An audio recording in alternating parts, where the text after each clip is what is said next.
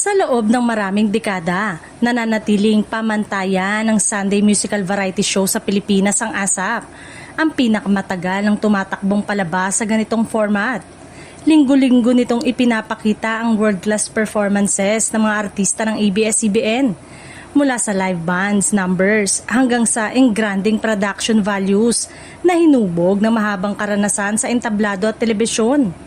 Ngayon, unti-unti nang umiinit ang usapan kaya bang tapatan o lampasan ng planong Sunday variety show ng TV5 ang legacy ng ASAP?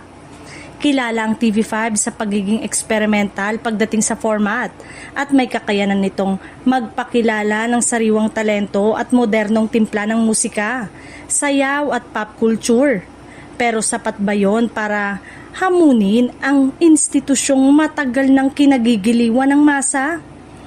Hindi rin maikakaila ang impluwensya ni Johnny Manahan o mas kilala bilang Mr. M na kinikilalang utak sa likod ng maraming iconic talents at performances sa industriya.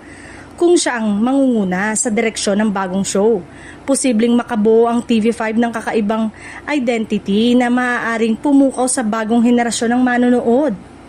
Sa kabilang banda, matibay ang pundasyon ng ASAP sa pamumunin ni Laurenti Joggi, ang creative force ng ABS-CBN na kilala sa matapang na reinvention.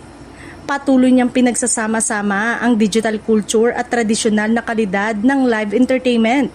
Isang format na nagpapanatiling relevant ang programa sa nagbabagong panahon.